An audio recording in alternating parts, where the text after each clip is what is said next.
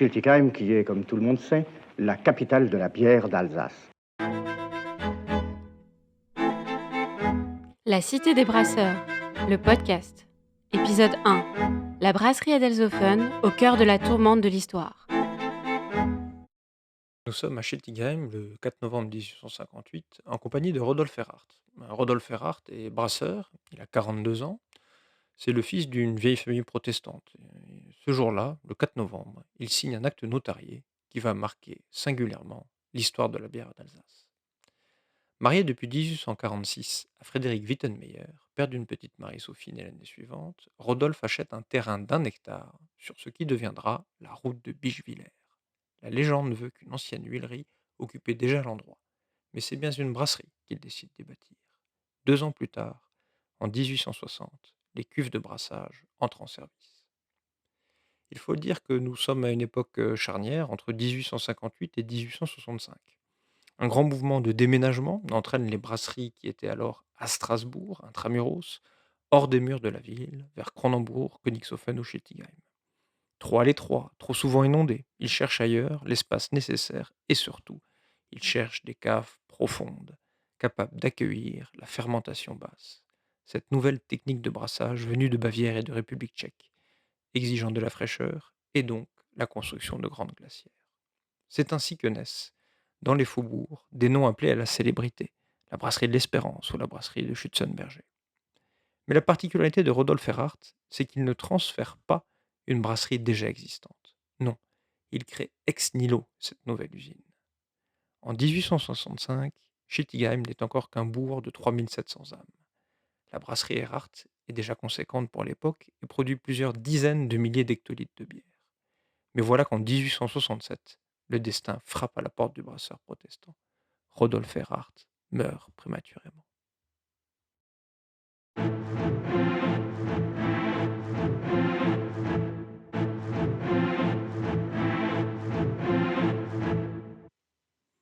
Alors il faut bien le dire, le décès de Rodolphe Erhardt est brutal.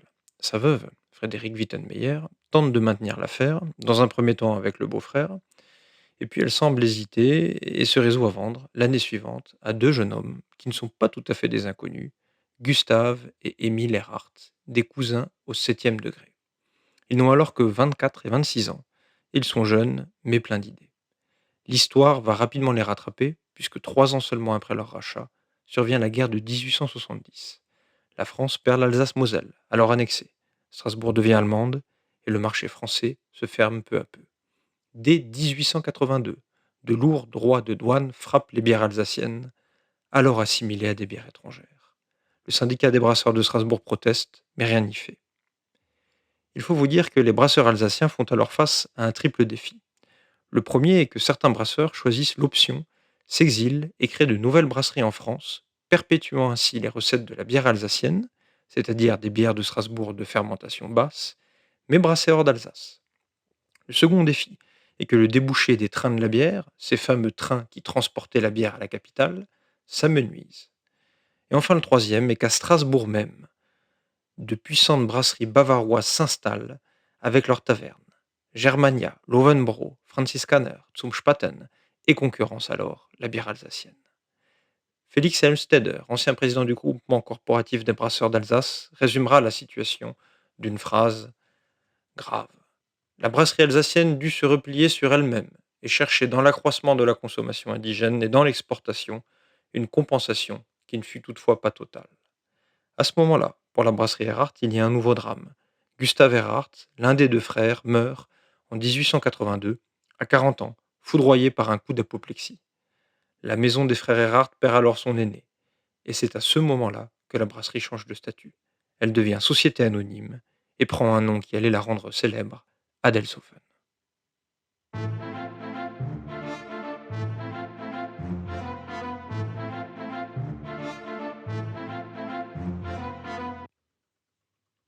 C'est une des questions qui taraude la presse de l'époque. Mais d'où sort ce nom d'Adelshofen? C'est en fait une référence à un village voisin de Schiltigheim, disparu dans la tourmente de la guerre de 30 ans.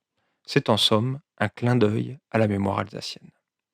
Malgré ce contexte difficile, la brasserie connaît un essor fulgurant entre 1868 et 1880.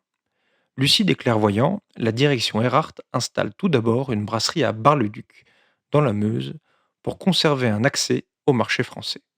Cette brasserie est dirigée par le directeur technique d'Adelshofen, et il y a en somme un lien sanitaire entre ces deux brasseries.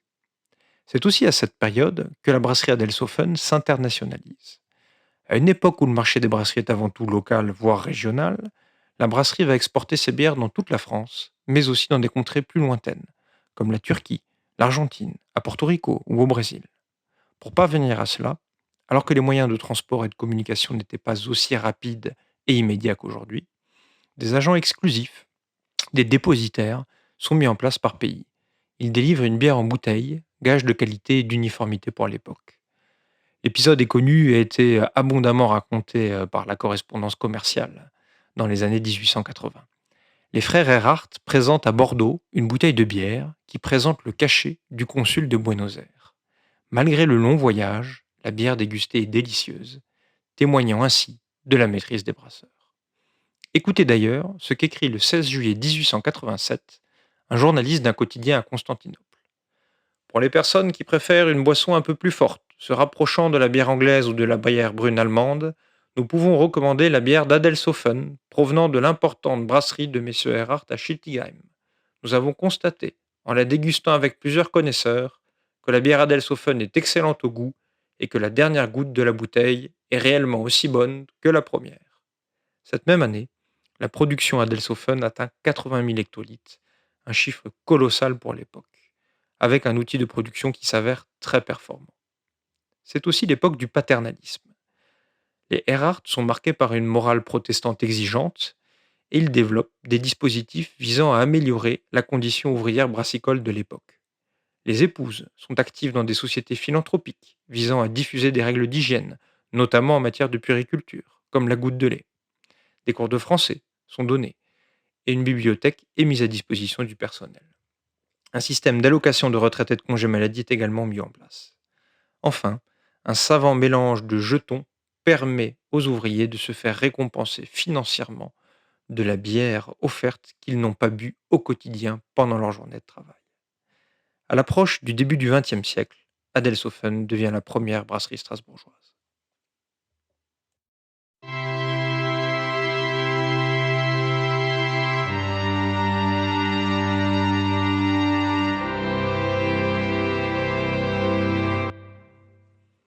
En cette fin de XIXe siècle, la brasserie Adelshofen semble avoir atteint des sommets. Les volumes de production sont considérables, la bière est connue et consommée dans de nombreux endroits, en France mais aussi à l'étranger. Mais derrière cette réussite, l'inquiétude pointe. En effet, le chiffre d'affaires s'érode, les coûts de production s'alourdissent. Une malfaçon dans le système de refroidissement des caves provoque une perte abyssale de près de 300 000 marques et des importants et coûteux travaux nécessaires. Alors, pour préserver l'entreprise, la direction cherche des alliances chez les autres brasseurs. Plusieurs projets de fusion sont évoqués, mais avortent. Jusqu'à ce jour de 1902, où Adelshofen s'unit à la brasserie Annenbroe. Une nouvelle entité brassicole née, la Strasburger Münsterbräu. Mais attention, cette fusion n'est pas une aventure fraternelle. Elle est menée tambour battant par des banquiers de Dresde. Les familles actionnaires d'Adelshofen, jadis majoritaires dans leur maison, échangent leurs titres pour se retrouver minoritaires dans cette nouvelle brasserie. Oui, cette fusion-absorption s'est faite sur le dos des Alsaciens. Ce phénomène de fusion touche d'autres brasseries alsaciennes. Ainsi, en 1872, on compte 270 brasseries en Alsace, contre seulement 45 en 1903. Et pourtant, Schiltigheim connaît alors une véritable effervescence. On y dénombre 120 entreprises. Aux côtés des brasseries et des malteries, prospèrent des tonnelleries, des chaudronneries, des usines de machines frigorifiques et la fameuse usine de conserve Ungomar. Schiltigheim l'industrieuse devient une petite capitale de l'industrie. Mais la Première Guerre mondiale toque à la porte, avec son cortège d'horreur et de malheur.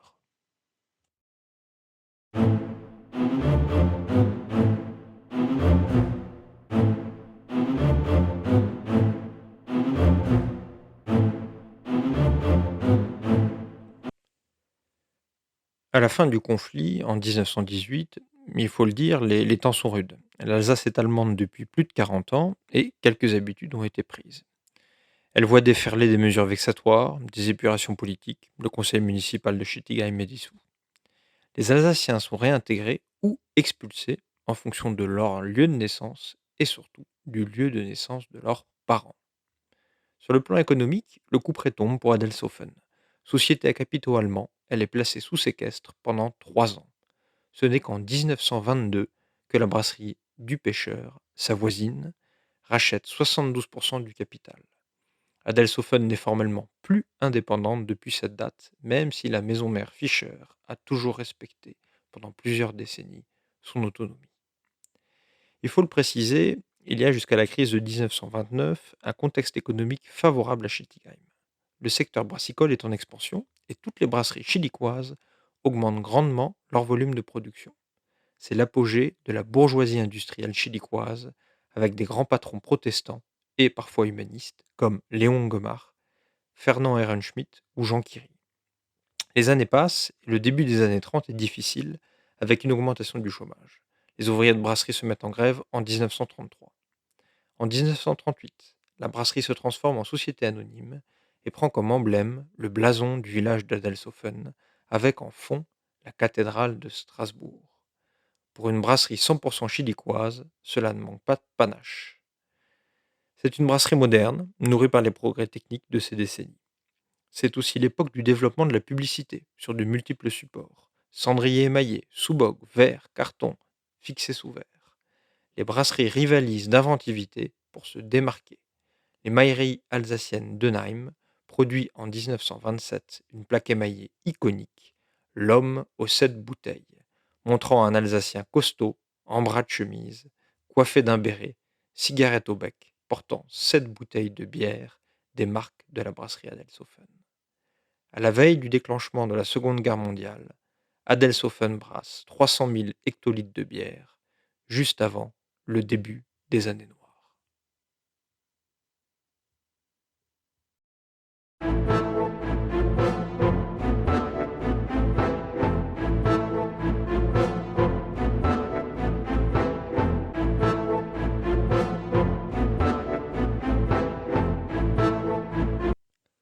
Nous avons peu de sources sur la brasserie Adelshofen pendant la Seconde Guerre mondiale, qui est, il faut le dire, souvent une période de silence dans les archives. Il faut donc s'appuyer sur ce que nous savons en général des brasseries de Schiltigheim. Le 2 novembre 1939, Strasbourg et Schiltigheim sont évacués. La plupart des industries suivent le mouvement, sauf certaines jugées essentielles. Certaines brasseries, une partie du personnel est maintenue. Des brasseries sont évacuées, d'autres se replient. Certaines sont placées sous séquestre par l'occupant. Des chefs d'entreprise, également soupçonnés de francophilie, sont expulsés d'Alsace. En décembre 1939, certaines maisons obtiennent l'autorisation de produire à leur risque et péril. Et dès janvier 1940, le général commandant la 5e armée donne le feu vert. Les brasseries peuvent reprendre, à une condition, ne produire qu'une seule bière, vendue à un prix unique. Dans un contexte de rationnement, l'approvisionnement en matières premières devient un casse-tête. Et puis il y a la guerre, bien sûr elle-même, qui sape les infrastructures. Au moment de la retraite française, ce sont 109 ponts de chemin de fer, 405 ponts routiers et 81 écluses qui sautent.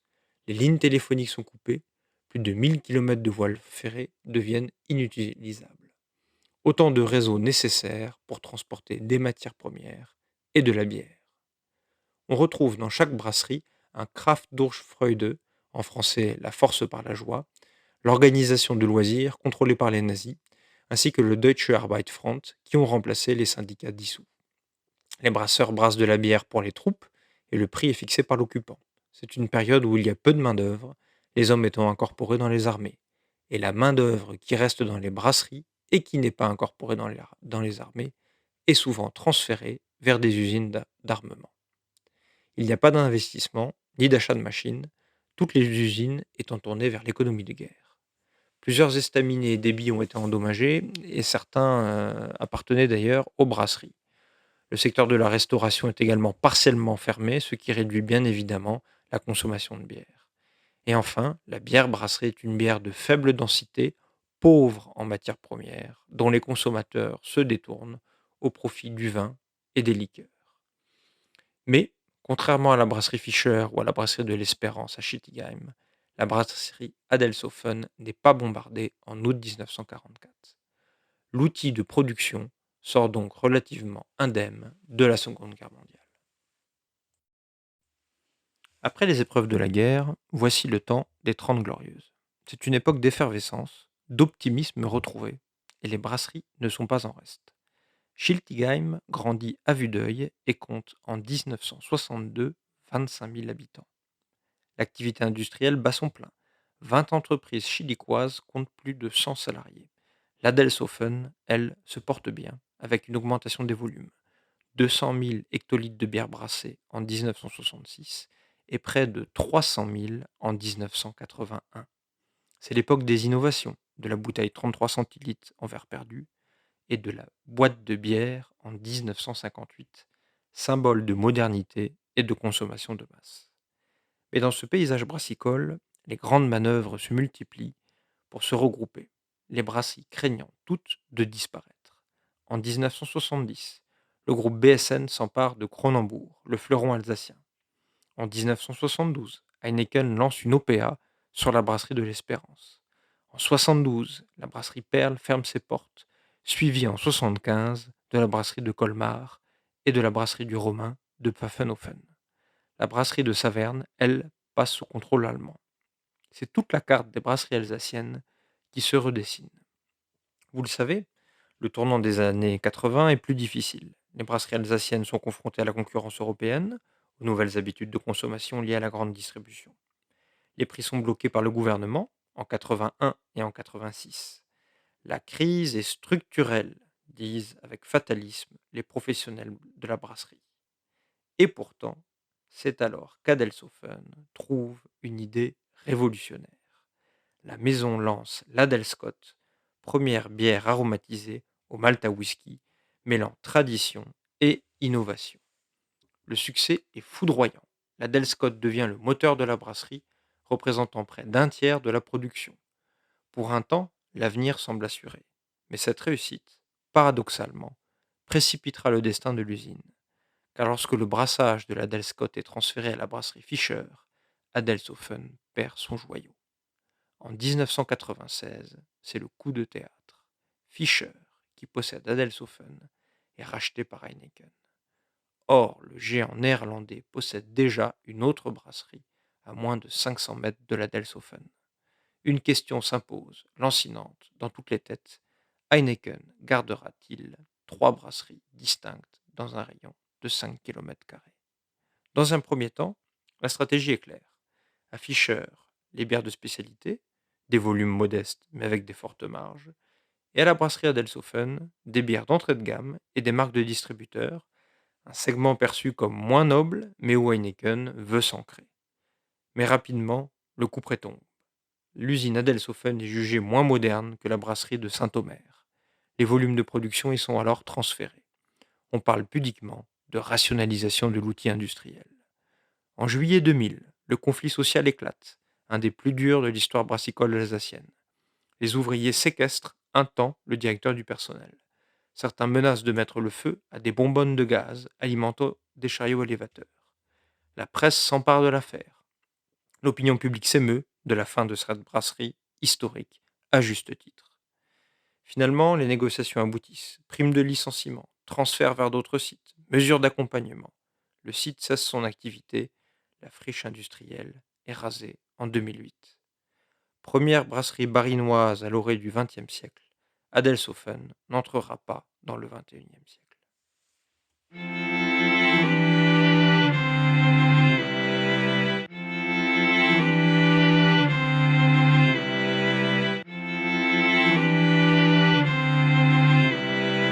C'est la fin de ce podcast sur l'histoire de la brasserie Adelshofen. J'espère que vous l'avez apprécié.